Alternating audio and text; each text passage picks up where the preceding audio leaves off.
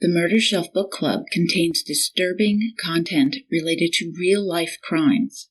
Listener discretion is advised. 315 and 314 for a shooting at Century Theaters, 14300 East Alameda Avenue. They're saying somebody's shooting in the auditorium.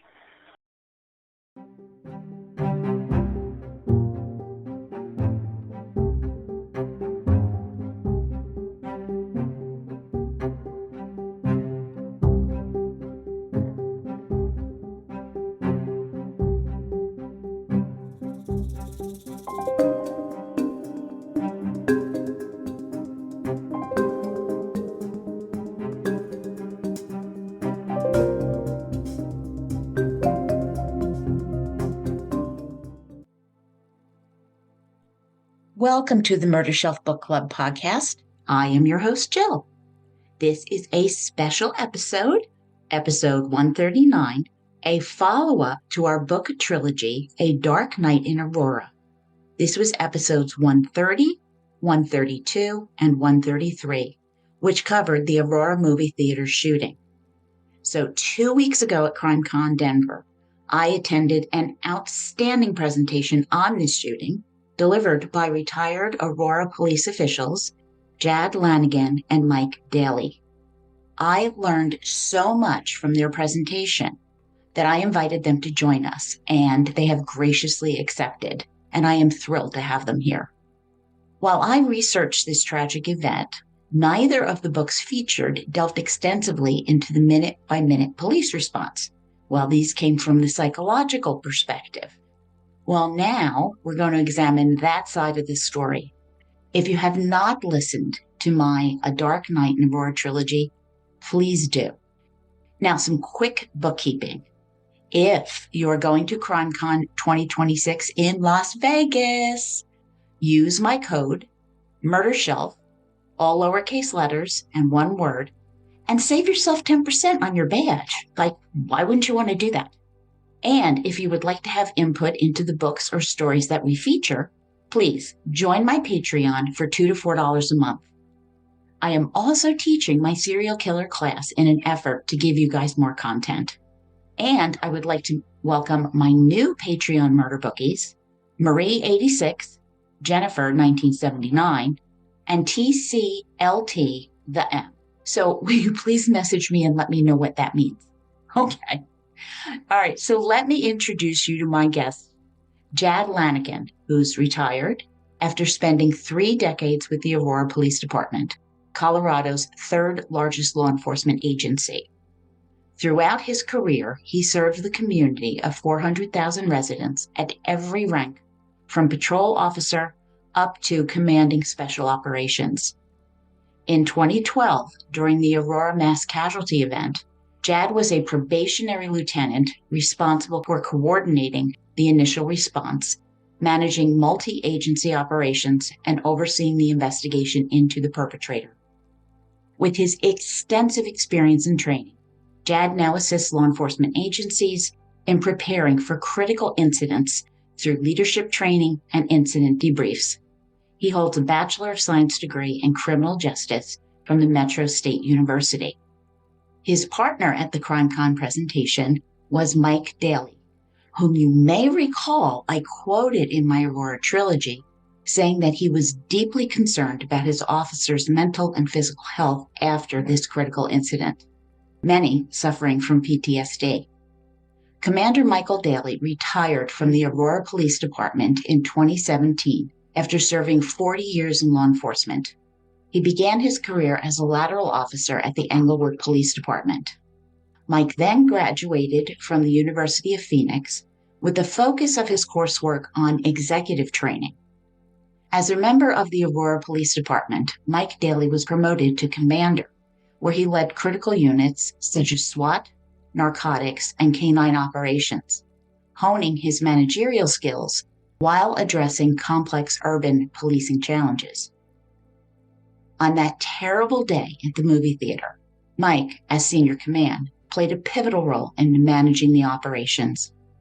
I'm going to play you a clip that Jad sent me to give you some idea of what I heard at the Crimecon presentation, but to also give you context to what was happening in that movie theater that night. Aurora 911, where is your emergency? I'm at Century 16 in Aurora, Colorado. There's gunshots being fired in one of our auditoriums. Okay, what's the 14300 East Alameda Ave in Aurora, Colorado. There's gunshots in number 9. Oh.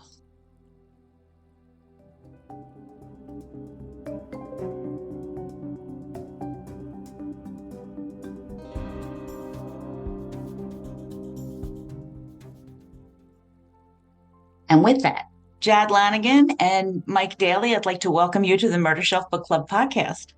We are so happy to be here. Thank you for having us. I'm so happy you're here too. I appreciate what you guys did and that you're even giving me your time. Well, we've both done some podcasts before and we had nothing but great interaction. So I'm sure this one will go the exact same way. I have to ask you something. When I got your message, Crimecon was just winding down. I was exhausted. I don't know about you guys. You were there on Sunday, but I was there all week, and I got there Wednesday. I'm having a glass of wine at the bar. I'm just decompressing. And I got your message, and you're like, how did you like the presentation? And I'm like, my God, this man is a detective. How did he even know I was alive? How did you know I was alive? You posted something about, and you hashtagged Crimecon, and you posted something about attending it and how much you liked it. Then I just did some backward research, figured out who you were and that you had a podcast. I'm glad you noticed my post. Crimecon is a blur, so I didn't even remember making a post, but I'm glad I did. Good. Yay me. Mike, did you have a good experience at Crimecon? Yes, it was very good. A lot of great people there. Some interesting subjects, too. They are a sincere group of people. I've never had an uncomfortable moment. They're just such a lovely group of people. Right. And vast majority are in it for the right reasons. So I do enjoy my Crimecon. Booked for Las Vegas, ready to rock and roll. We want to get on the cruise somehow. So I need to talk to Kelly and see if I can get on the cruise somehow. Send her an email. She's pretty responsive. Yeah. You know, now that I'm retired, like I said, I enjoy doing this. And however I can keep on working in the field to get the word out of what, you know, Mike and I went through and our 127 people went through that night. I will continue to go out either on my own time or through conferences to ensure that our word gets out. I support that 100%. And you're going to love Crime Cruise if you get to go. I hope. Yeah, I was going to give her a couple of weeks. I'm sure she's still coming off of her high, but I hope we can have that chance to do that because we could do a couple of long ones there. I have not actually gone, but I have friends who have gone, and it's a much smaller venue. I mean, it's Right. a cruise ship, but it's 400 people instead of 7,000 people. It's lovely in that regard. It's much more intimate, but traversing a Gaylord hotel. That hotel is so big. We were utterly impressed at the crowd that was there that day. We've only done one other presentation that was as big or bigger. It was very impressive to see that many people that would want to come and listen to our story. Nope, I agree. Yeah. It was very humbling. That's why I keep going back. They are a wonderful group of people. The hard part for me is that I miss all the presentations. Yours was the only one I went to because I'm meeting people and talking with people. But I was like, no, I'm not going to miss that one. And I'm so glad I did not. I learned so much that day. Thank you. Now that I'm retired, this is what I'm trying to do. Mike retired years ago. Mike actually went back to the police department in a civilian position to help out with some other stuff. Yeah. But now that I'm retired, I'm trying to focus all my energy on this phenomena of, you know, active shooters and active killing. And while at that time ours was the worst mass shooting in U.S. history at that time, I still think, and Mike and I both still think, there's a lot of lessons learned that when we go around the country and we do a 4-hour debrief of this whole thing and really get down and sit down and talk to people that unfortunately society and law enforcement in general across the nation is woefully undertrained, under equipment, under everything. So that's why we kind of like going out and talking about it, just to ensure that hey, these are the things that we noticed. Not to say we did it right. Our playbook wasn't 100% right. Yeah. But when this comes to you, there should be little things like a gas mask in every car, and everybody that is working the road should have a little earpiece in their ear so they could hear us talking. It's little things like that that will make an incident go better. And if we can get those stories across, then we're even that much more better off. Oh, I totally agree with you. Absolutely. So I did the trilogy on A Dark Night in Aurora. I knew I was going to be in Aurora, and I wanted to make sure that people remembered this. I did not know there was going to be a presentation. I figured there probably would be at Crimecon, but I mean, you never know. The day the last episode dropped is when the Annunciation Church shooting happened. And I just thought, well, okay. So I went into the episode because I'm not an investigative journalist podcast. I mean, I do books. I don't and know, interviews, the stories definitely. that I heard you did a pretty good, you studied a lot, because there's even some stuff that you were talking about, even in the investigation about when he was in jail that I had no idea about. So don't consider yourself, you're not an investigative journalist, because I would say just the opposite. You did a great job on your other podcast. Really? Well, thank you. Thank you. So what I did that day, though, is I went in, I had researched the recent data on active shooters. So I pulled that out so people didn't have to search through an hour of presentation, and kind of put it out as its own little mini episode so that people could at least have some facts. I don't know if it made anybody feel any better, but at least they had some factual information. Literally, I pulled it right from the FBI report. There's several other reports that I read, but I was just, what are we doing about that? So that's what I wound up doing. Well, from what I understand, it was a very well received presentation. We had a lot of feedback from people there saying they felt it was the best one they'd heard for the weekend of the presentations. Oh, good. For me, what was so impressive was hearing the 911 calls and the radio calls in response, and that stacking that as you saw the whole incident unfold. Yeah, and you only got an hour and 10, and normally we do 4 hours. So we didn't even get to unpack a lot of it. Yeah, but cut a lot of audio out. It is what it is. We decided we would just focus on the two things, and that was the call, the incident, and the apartment. Absolutely great job. Well, let me ask you this. What didn't you get to tell us? Well, our presentation is mostly aimed towards first responders. As we go through the presentation, we point out things for the first responders, the do's and don'ts, attitudes that were going on, the problems between us and the fire department that night in more depth, hoping that it corrects itself for them. We also do a piece on mental health now, the wellness of the officers after the fact. We also do a piece on basically the first 72 hours after the attack, what was going on. For instance, the city wanted to hold a public vigil. President Obama wanted to come to town. I'm trying to think what else was going on there. There were a couple other things just, all kind of piling up on us. And we had a department that was, in shock. I think we mentioned that during our presentation. Yeah, I can imagine how trying to secure the area plus all the reporters, media, everybody coming into the area, it had to have been a logistical nightmare. It was the logistics of something that we never, ever planned on, at least in our careers. I said in our presentation, Mike's been doing this much, much, much longer than I have. All right. That's my retirement plaque. His took up the whole wall. Started over here, went over here.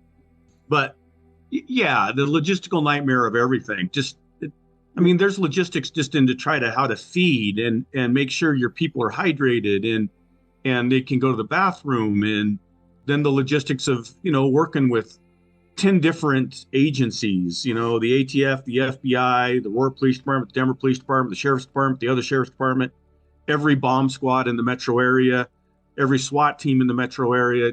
Yeah, I mean, it's how to eat an elephant. It's that old adage, one bite at a time. Yeah. 12-hour shifts immediately afterwards. Again, this is part of the wellness piece, but we really didn't give our officers time to decompress. My wife at the time, she was a sergeant. She responded to the theater that night. We were back to work. Well, to fit the 12-hour model, we were back to work in like 8 hours. Yeah, we're putting people back into that situation. This is how our night started.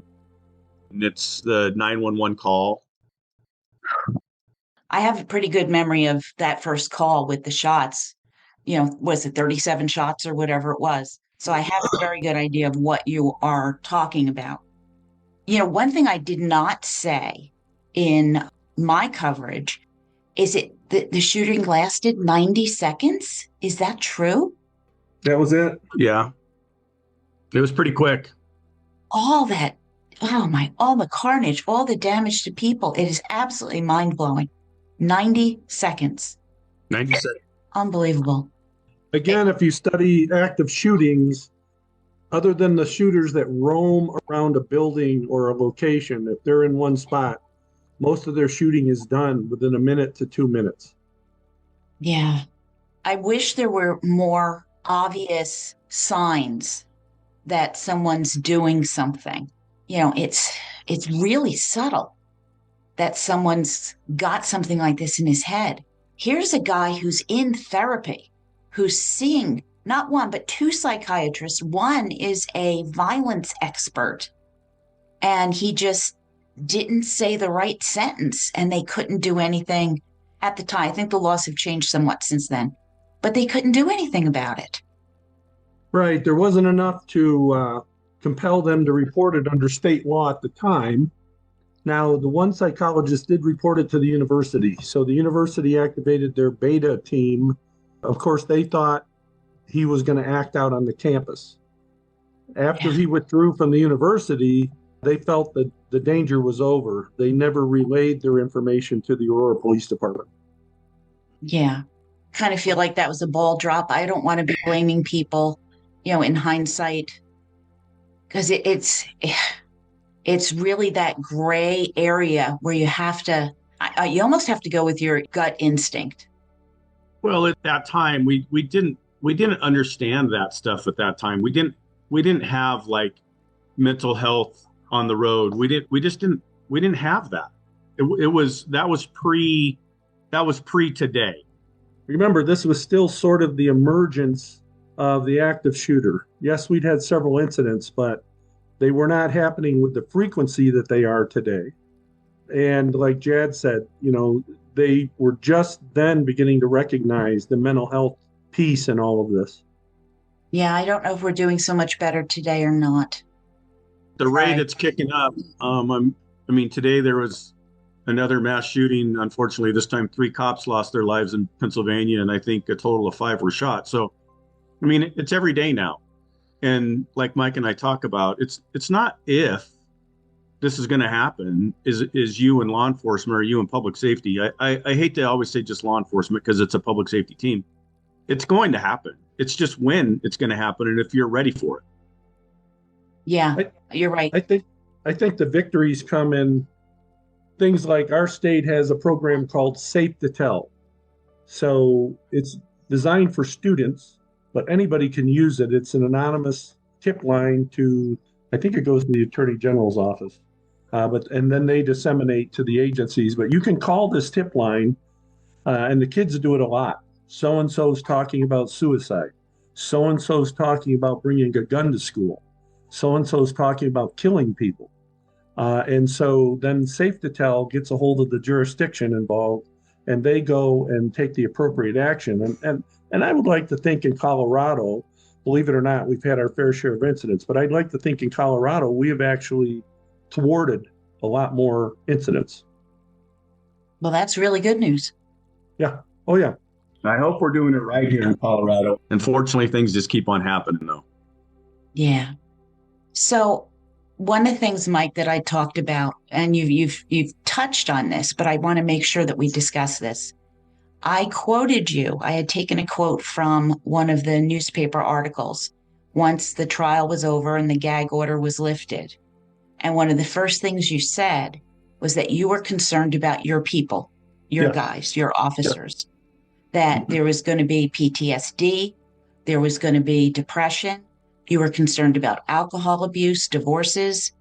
Now, I don't need a blow by blow on who did what and who got divorced, but how is it doing with the mental health? Is that component firmly in place now? Because that was clearly a concern that you had. At the beginning, I think the mental health piece was Jad and I checking on our officers and trying to urge our administration that, this is going to be a long-lasting thing. A year after the event, we were coming up on the anniversary, and Jad and I both recognized this is going to be a tough anniversary for a lot of people. Went to administration, and one of our deputy chiefs says, they just need to get over it. Uh-oh. Well, that wasn't the right attitude to have. So No. we convinced them to bring the police psychologist back. I think that helped a lot of people. Since then, the department has actually developed an entire wellness program. So we have 2 sergeants running it now, and it is far-reaching. We just had an officer-involved shooting a couple weeks ago. They are handling the officer. They're handling the family to make sure they have everything they need. If they find out an officer is in distress in some way, they find out you are in the middle of a divorce, or they find out third hand, you're drinking or something, they will actually contact you, and it's all in confidence, and they'll get you the help you need. At the time, we didn't really have that. And yeah, we worried. We had a couple people, right, Jad, that we had one in particular. We thought for sure he would kill himself. But he has not, and he's actually done very well moving forward. Yes, we've had some divorces. I was part of that. We've had a lot of people visit the police psychologist for ongoing issues because of this event. Yeah. After this event for me, I, like Mike, we were both worried about our teams. We were both worried about what this is going to do to not only our agency, but those men and women that really saw something that nobody should ever have to see, and dealt with the horrific nature of what a weapon like that will do. I wasn't paying attention to myself. And it wasn't until 3 months later I started having some night terrors, fighting in my sleep, and I was fighting zombies. And one night got bad enough that I actually woke up on top of my wife, choking her. Whoa. And thinking she was the bad guy. Oh. But not for the grace of God. She woke me up. But I mean, it was a tough time in our marriage because she didn't trust me. So when you don't trust your spouse to sleep in the same room or the same house and what's going on, I needed to start getting some help for myself also. And we worked through it. Very happily married now. We're empty nesters, and living our best life right now. I'm thrilled to hear that. That's fantastic. Yeah, the FBI, their psychology unit warned us that it would be anywhere from 3 to 8 years that we would see manifestations in people after this event. And we did. Jad mentioned it during our presentation at Crimecon. A lot of folks have retired since then. But we did have some drinking issues, of course, the divorces, but we had odd things too. We had an officer accused of stealing. We had another officer accused of child abuse after this event, and that was not like these people before then. I think the public has absolutely no idea what goes on the next day when the investigation's on. They said you've got the President of the United States wants to be there and be involved and see what happened. Another security nightmare. Here come all these other issues. I don't think we have a clue in the world. That's why I thought it was really important to ask. With the president, that was a huge logistical thing. And we're a very, very proud department. Buckley Air Force Base sits in the footprint of our city. And when the sitting president comes to Colorado to do anything, they fly into Buckley Air Force Base, now Buckley Space Force.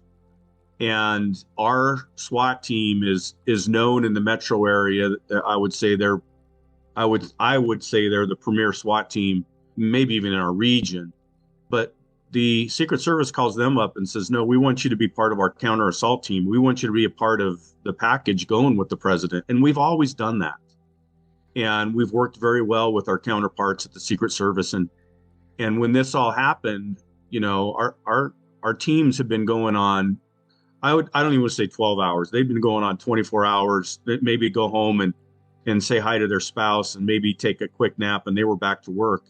And then when the chief came and asked Mike, hey, President Obama wants to come, can you handle and of course, Mike's like, yeah, no, we're not going to give this to Denver.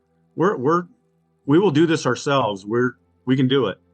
When looking back at it, hindsight being what it is, we probably should have said, okay, we should let Denver take it. Maybe let Arapahoe County take it, just to ensure that the mental well-being of our troops was taken care of. Right. I was going to say, and that's the thing, cops are a proud bunch. I can't speak for the fire service because I've never drug a hose, but cops are a proud bunch. And so, yeah, when he said, I can give this to Denver Metro, I said, absolutely not.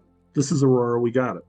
I'm not taking into account that many, many, many people on my SWAT team had been there that night or been at the apartment during that whole thing. And so, again, we sort of and unintentionally keep victimizing our officers because we were, as a department, we were in shock, I think, for the first 72 to 96 hours. We just were. But you know what? My team, men and women, performed exemplary. We met the president at the air base, escorted him to University Hospital. Thankfully, that's all he wanted to do is go to the hospital, meet the victims.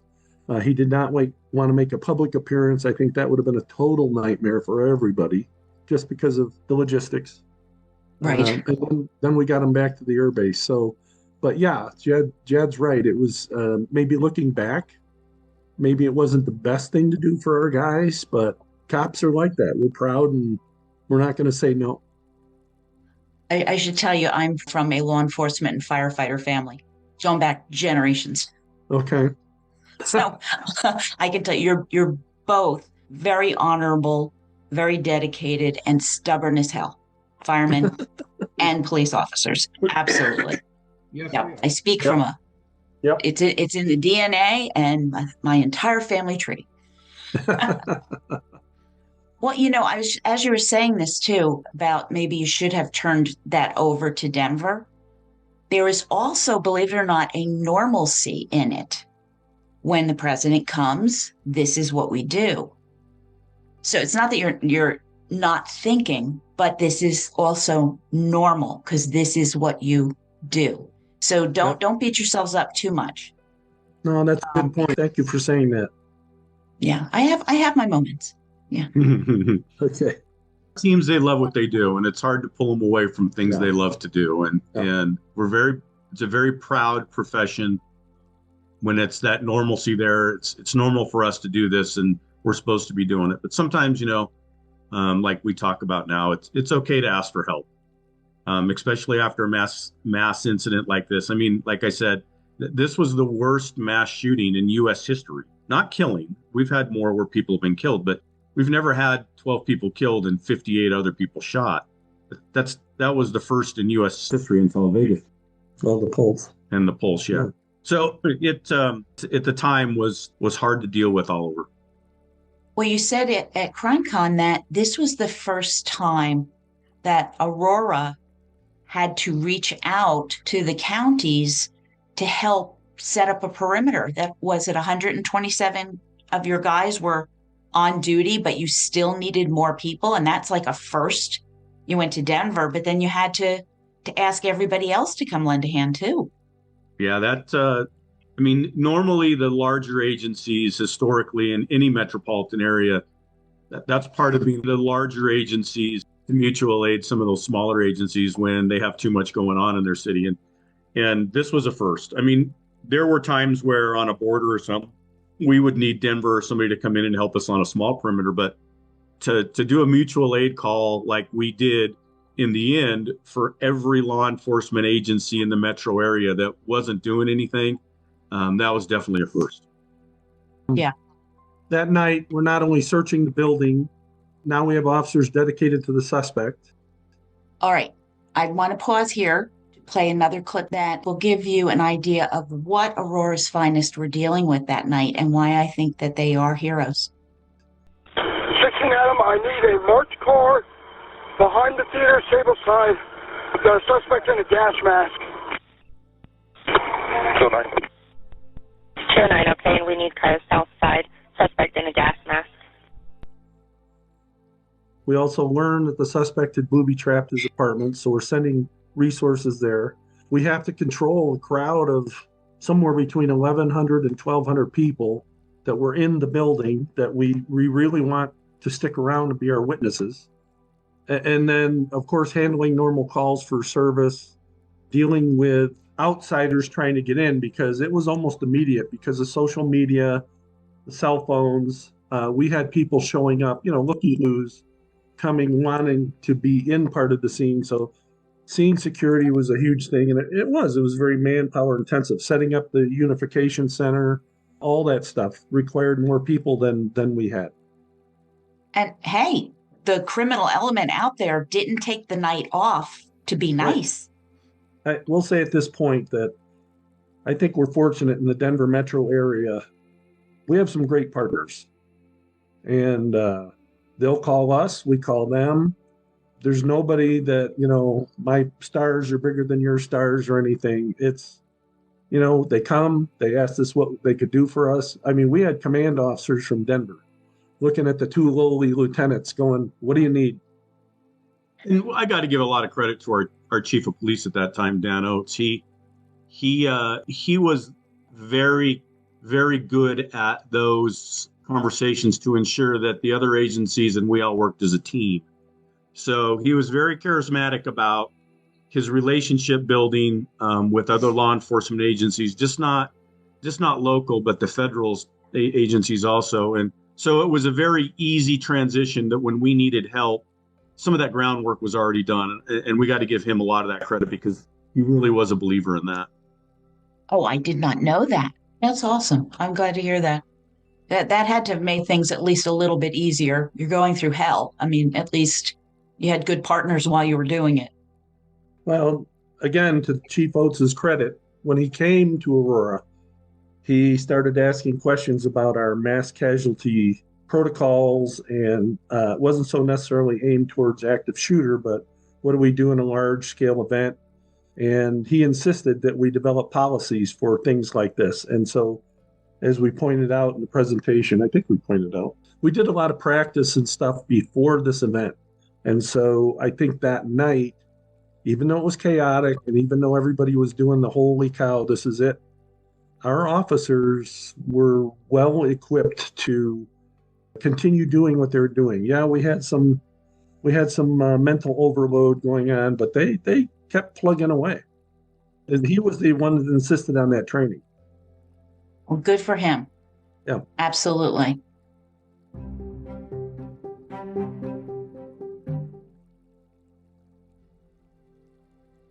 As I said, I have read up on, mass casualty events to prep for this series. I have not heard any of them that have not been somewhat chaotic. I think by nature, it has to be. You don't know if there's one shooter, two shooters, where they are, what's happened. And this guy, he planned this thing. You can't mentally prepare for it. You can talk about it, you can train it. We can go through the playbook and in service, but it's 100% different talking about it, looking at it up on a screen, and what are you going to do here than actually be in it. There's no way to train that. And luckily, like we said, Dan Oates had at least a vision to say, hey, let's ensure that we're at least training for it. And I give all the credit. Mike and I both give all the credit to our teams that were out there that day. Mike and I were simply the coaches on the sideline, maybe throwing in an audible here and there, but we didn't have to do a whole lot. We just had really good people in all the right places. Yeah. Well, that's a blessing. Absolutely. Yeah. I mentioned that this guy planned. He was smart and he planned this thing out every step. He scouted out the theater. He thought about doing this at the airport, but didn't want it to be confused with terrorism. Yeah, he planned like 5 different locations. Yeah, Union Station, which is our big train hub in Denver, Coors Field, which is home of our Major League Baseball team. Trying to think, a couple of the malls, local malls in the area, DIA, the International Airport. He settled on the theater because he, again, in his writings, felt that it was a confined space. He would be able to create maximum casualties in a short amount of time in that space. Yeah. And of course, he planned on us being elsewhere. Yes. Yes, his apartment was supposed to have blown up by then. Correct. By the grace of God, that didn't happen. Well, and again, we talked about this in our large presentation. A resident of that building heard the loud music. She went up the stairs herself, went to the door to pound on it. She was going to tell him, hey, knock it off. The door was ajar. She got spooked and decided something's not right. So she went downstairs and placed the 911 call about the loud music. And Jad talked about it. It was sitting on CAD in the call waiting queue when the theater attack started. So luckily, this woman, instead of opening the door, got spooked and left. Yep. I always say to my listeners, he said, trust your gut. When you get that ooky feeling, goosebumps or whatever, I'm not going to open that door. Looks weird. Good for her. Thank God. Yep. And we know now that most of our active shootings have been planned for some time. They've had a deep-seated motive, hatred, or a feeling of being bullied, or whatever their motive, that they've planned for a while. It's not like they come to work one day and go, and run to their car and get their gun. They have thought about this. And that's exactly what happened to us that night. Yeah. The ruse that he went with, pulling out the cell phone, pretending to take a call, clamping the door, going out to his car. I remember when I was reading about the theater employee who came out with the trash bag, he was going to kill him. He came out the back, standing right there, was throwing things in the dumpster, which evidently was very close to the car. He's sitting here ready to go in and kill people. And fortunately, the employee went in. Huh. I always say we had a lot of good things going for us that night. And but for the grace of God, things worked out, the way it did. If it would have went a little bit different way, if he knew his guns better, it would have been much, much worse. So, but for the grace of God and the quick response that we had, inside the theater within minutes, and our 2 officers that went around back to have the wherewithal to differentiate him between a good guy and a bad guy and take him into custody. It's just, we did have a lot of good things go for us right that night. But again, unfortunately, I always say I lost 12 people on my watch and 58 others had to get shot. So I kind of take that personal. Yeah, I don't blame you. One question that has been bothering me. He told those officers he booby-trapped his apartment. Why? Well, he was under questioning. They grabbed him, and right away, because again, we're operating inside, and Jad had seen evidence that convinced us there must be more than one shooter. And so those officers were questioning him about, who are you with? What is, tell us what's going on. How many people are here? We need to know. And he's like, there's nobody. It's just me. And they're like, we don't believe you. And he says, I'll prove it to you. Go to my apartment. It's booby-trapped. And of course, then it was like, what? And he's like, I booby-trapped my apartment before I came here. And that's when we dispatched a team of SWAT guys. Well, they sent the detectives first, the narcotics officers, because they were plainclothes, to see if they could see any activity around the apartment and make sure there were no accomplices. And then we dispatched the SWAT guys, and the sergeant that I sent, very savvy, he puts an officer on the roof of our armored car with a mirror pole to look inside. And of course, when they looked inside, it was like, holy cow. Yeah. Yeah. So then they reported back to us, and Jad and I told them, evacuate the building immediately.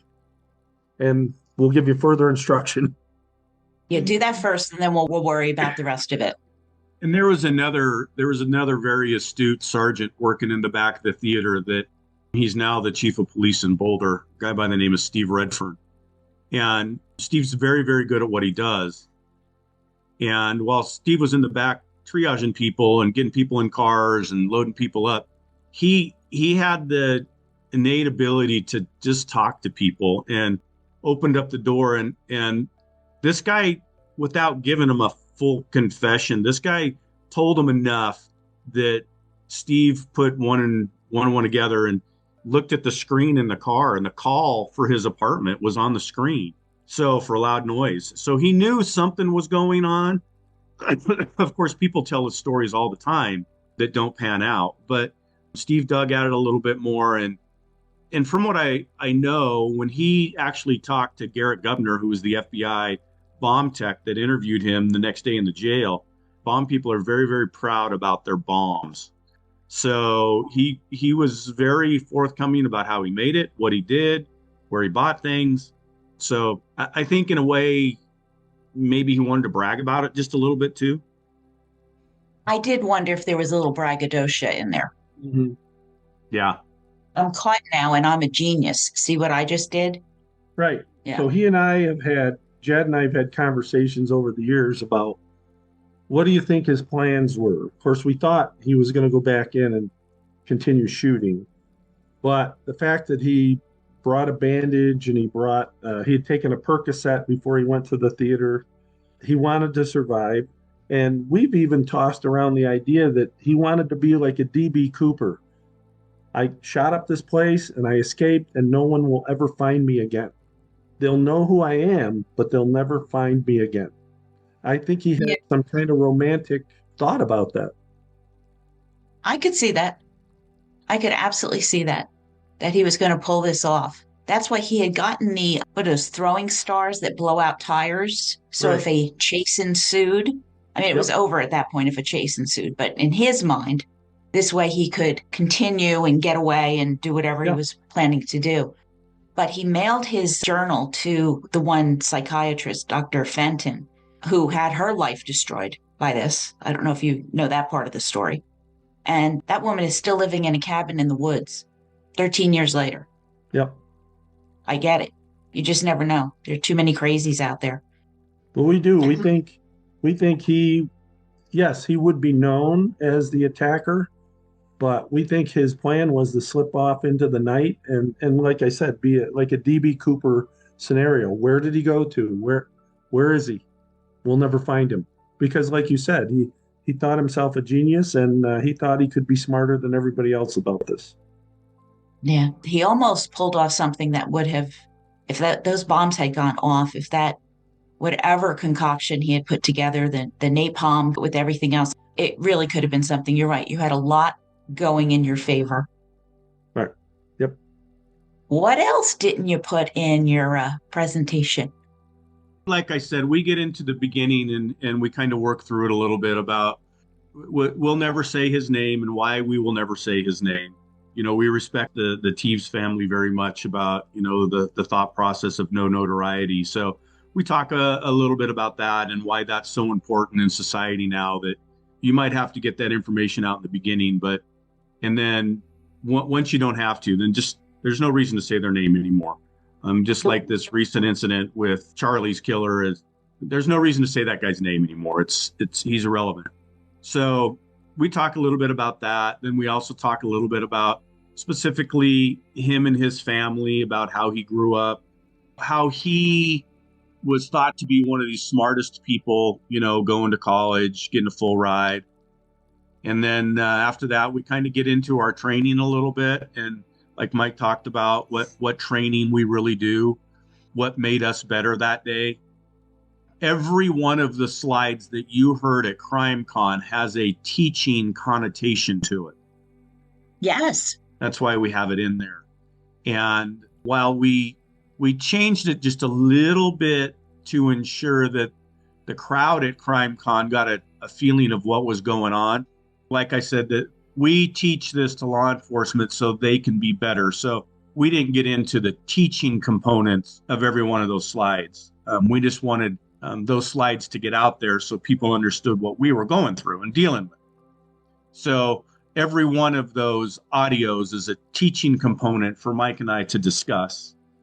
And then, a little bit about our hospitals and our ER docs that were working at the hospitals that night, what they were going through.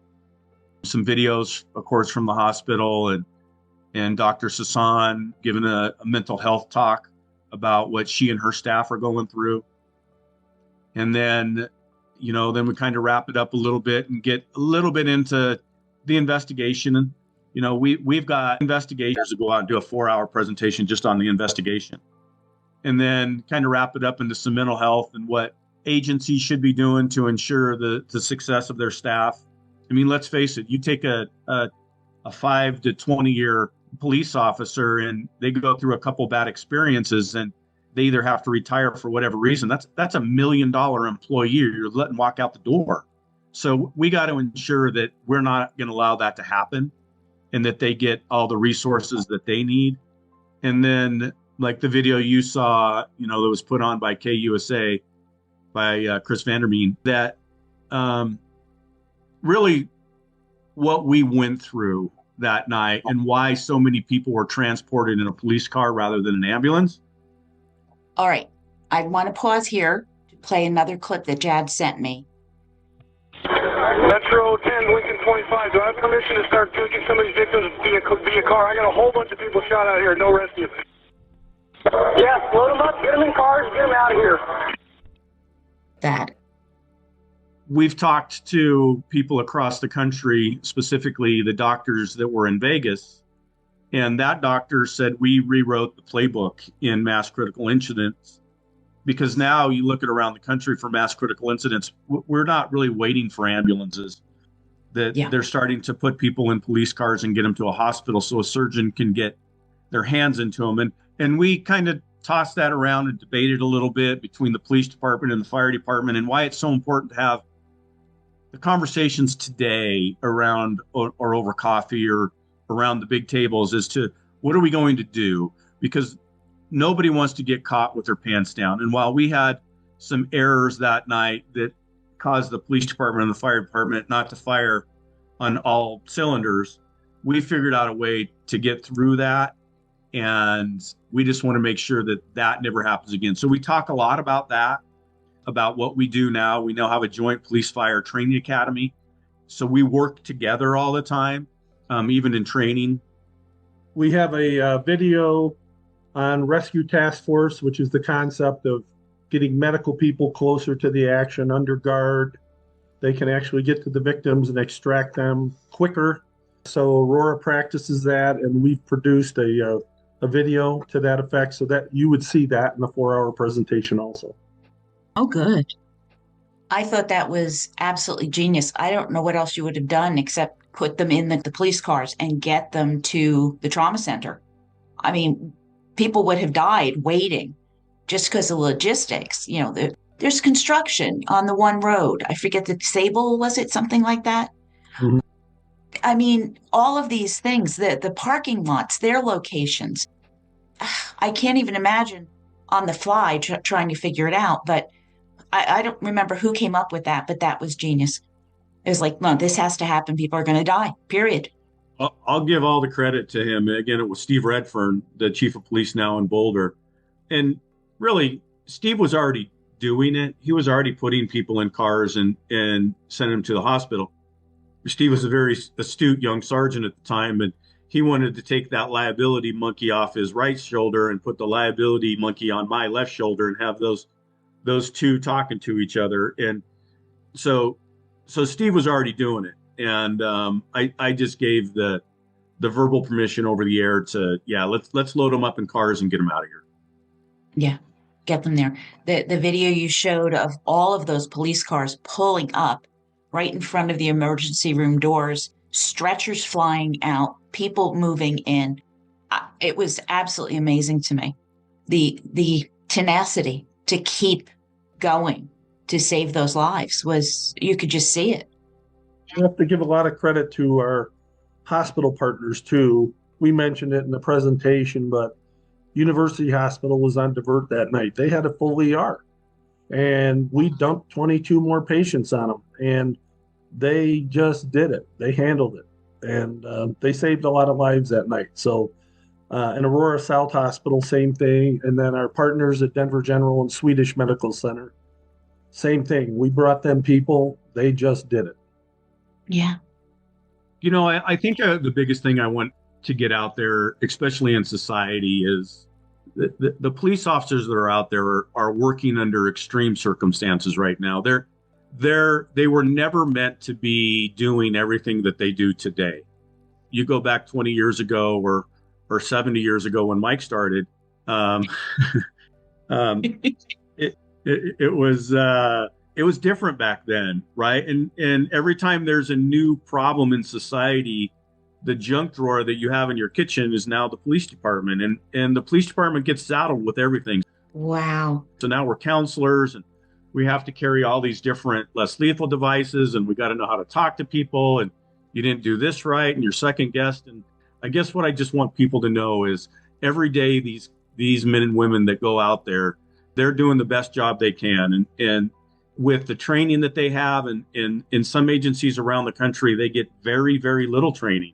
I mean, we've gone around the country, and there's some agencies that their people don't even have gas masks, right? A standard tool that we issue to everybody. So training's lacking. They're trying to do the absolute best job they can just to save people's lives.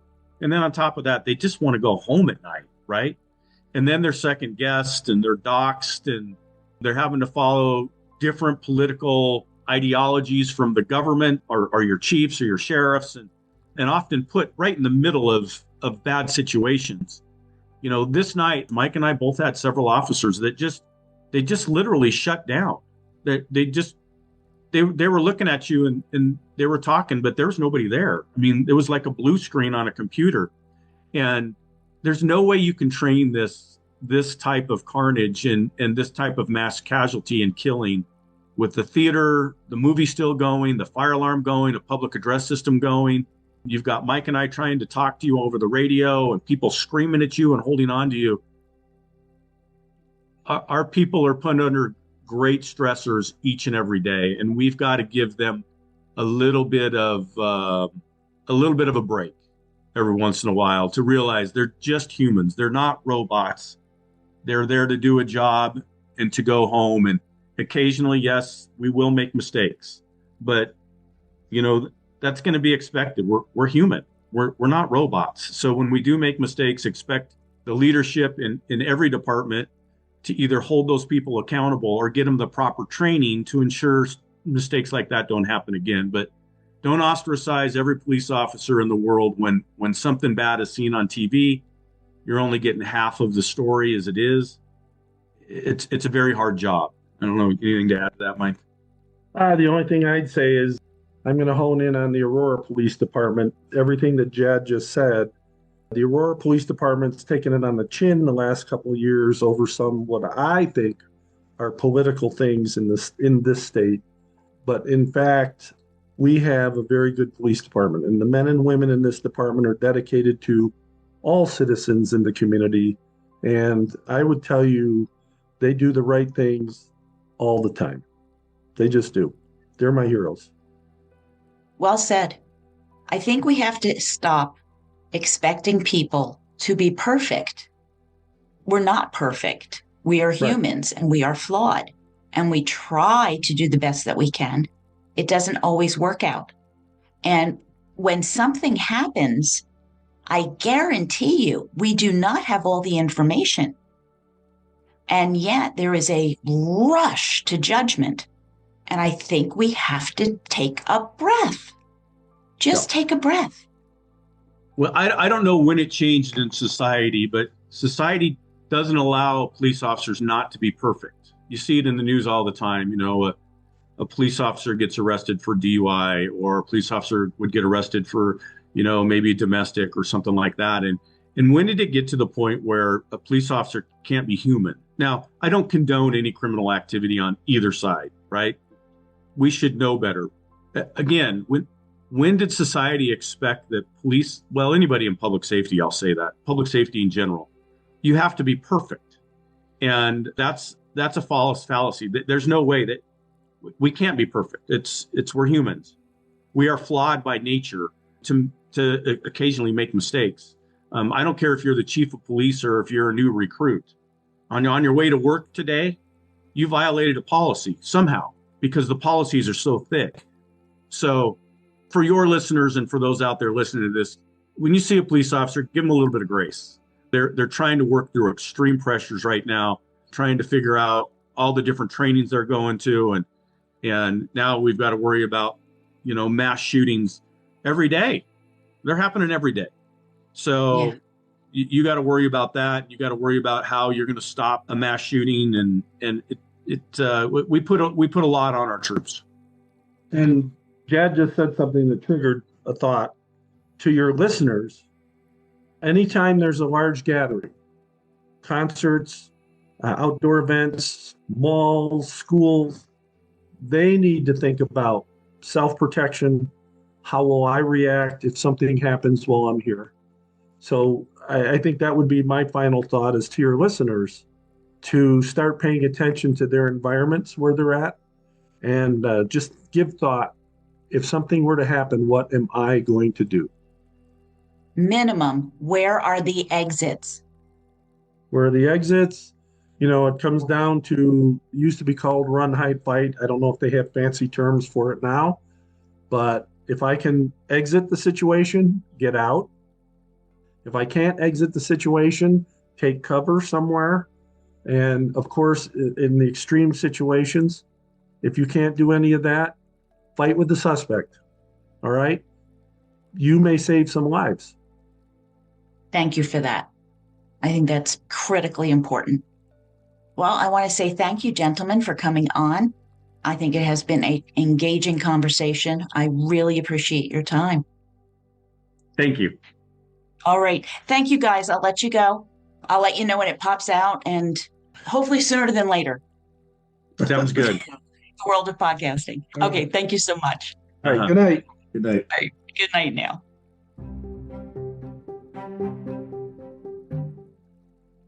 So that wraps up special episode 139 with so many blanks filled in about the police response in Aurora. I appreciate what Jad and Mike have shared. I cannot thank them more. But I can thank you for listening. Your support means a great deal to me, and never doubt it. Thanks to my amazing supporters on Patreon, our book is A Tangled Web, a cyber stalker, a deadly obsession, and the twisting plot to justice by Leslie Rule. She begins her book on a bleak and chilly November day in 2012, when 37-year-old Carrie Farver vanished without a trace from her life in Omaha, Nebraska. Shocking everyone, she left her young son behind, igniting a firestorm of concern and speculation. Yet her mother, Nancy Rainey, steadfastly refused to accept that her daughter had simply walked away from everything she loved. Brace yourself for one of the most intricate and bewildering true crime stories I have ever encountered. Thank you for listening, Murder Bookies. I see you as you hear me. Please take a few minutes to leave an awesome review that will help me make new Murder Bookies.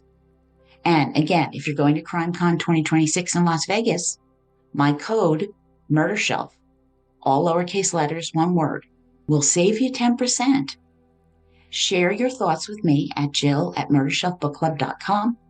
Find me on X, Facebook, Instagram, YouTube, or join Patreon for $2 to $4 a month. And I hope you'll enjoy my serial killer class as well.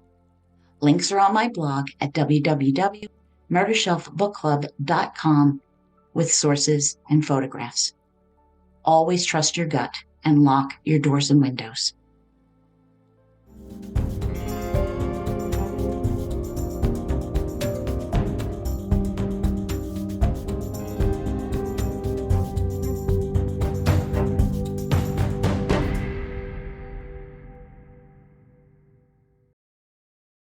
Written and produced by Jill, all rights reserved. Music, The Pewter Elephant, by Blue Dot Sessions.